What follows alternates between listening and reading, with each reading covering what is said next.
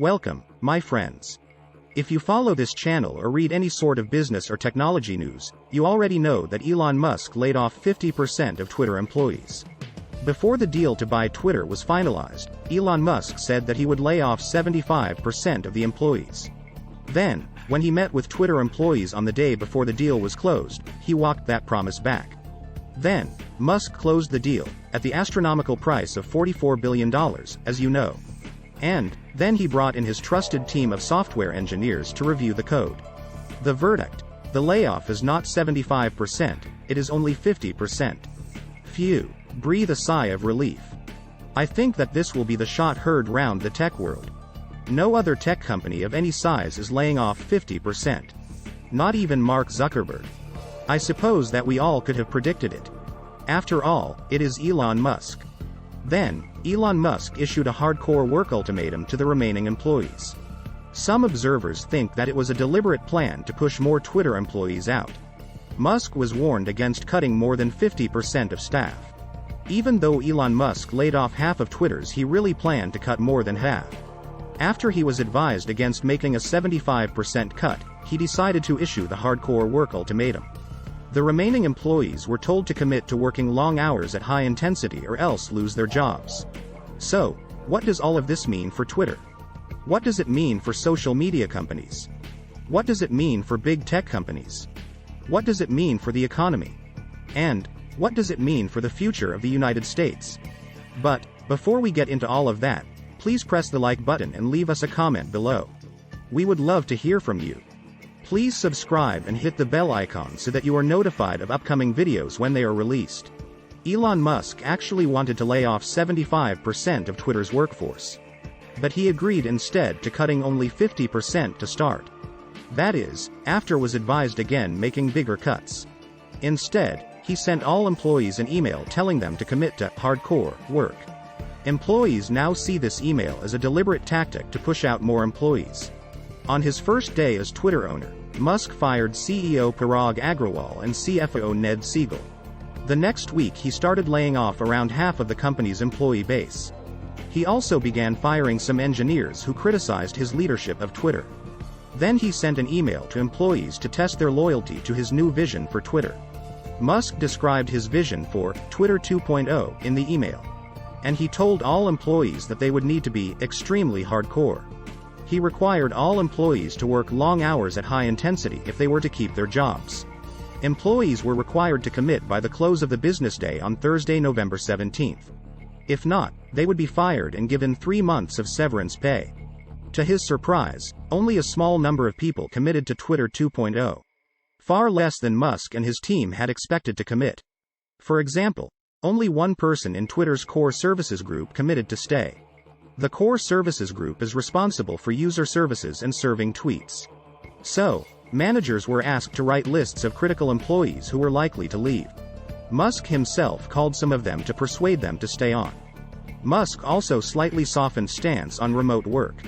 Initially, Musk said that employees were required to return to the office or be fired. Some were even offered raises of up to $100,000 per year to stay on.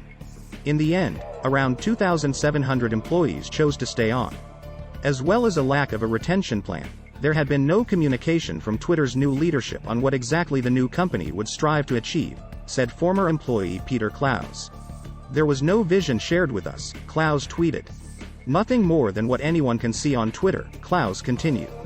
The ask was blind faith and required signing away the severance offer before seeing it, Klaus added. Pure loyalty test, Klaus noted.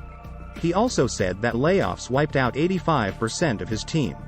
I was the last one standing in multiple large Slack rooms and Jira boards, he tweeted. The office was depressing, Klaus added. Musk has reached out to some employees who were fired or resigned to try to get them to return. That included head of sale Robin Wheeler. Wheeler initially resigned. But Musk persuaded her to stay. But then Musk fired her because she refused to cut staff from her team. Even some staff who committed to hardcore work were laid off. The mass layoffs Twitter employees have now basically been fully implemented. People have been bracing for layoffs ever since Elon Musk began his takeover deal. But Twitter has not been profitable and needs to cut costs.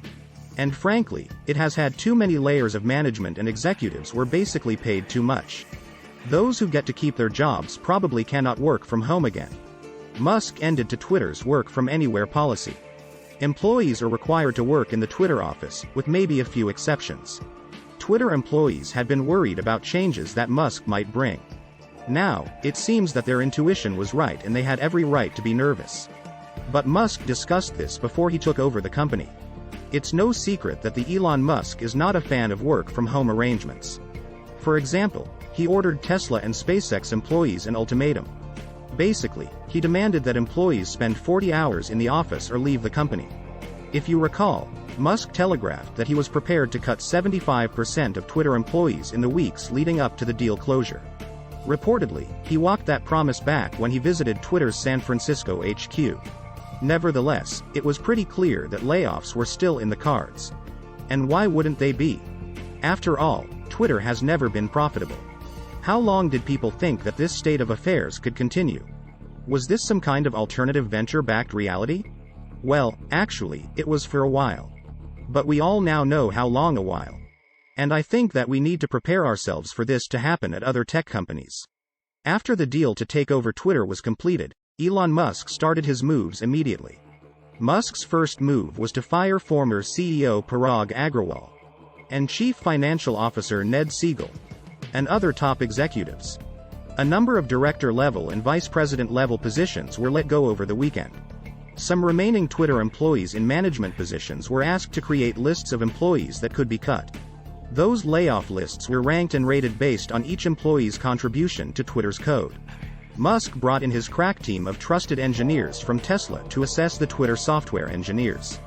Musk is clearly ordering a mass layoff to save money because Twitter is burning cash. Musk is also implementing monumental changes for Twitter to earn money. For example, the price of Twitter Blue is being raised to $8 a month from $3 per month. The new pricing could go into effect as soon as Monday. The subscription will also be a necessary requirement for Blue verification badges from now on. But users who are already verified will be allowed a grace period of months to start paying before they lose their checkmark. Elon Musk's moves are going to set a new benchmark for tech companies. This is especially true of social media companies. Musk is making very bold moves as he usually does. But frankly, there are a lot of tech companies that are not profitable. But I think that the day of reckoning has finally come. And Silicon Valley needs to get real. This is a necessary step, and I think that it will become the standard for unprofitable tech unicorns. It might also become the standard for tech companies that have slowing or negative growth. Like Meta. And Netflix. And, if you follow this channel, you probably already know that tech companies are sensing weak macroeconomic conditions. It is fair to say that Q2 earnings were weak or weakening in most companies, aside from oil companies. Inflation is raging in most parts of the world. Central banks are aggressively raising interest rates in order to tame inflation. Consumers' budgets are getting tighter because of having to spend more on gas and food. So, consumer discretionary spending is weakening. Corporate marketers are cutting their ad budgets, especially online. And ad revenue is the lifeblood of many big tech companies. Google and Meta platforms reported decidedly disappointing Q3 earnings. Not surprisingly, both companies revised or revoked forward guidance. Google was still profitable and growing. But top and bottom lines were disappointing. Meta has posted shrinking revenue for 2 quarters and maybe a third quarter as well.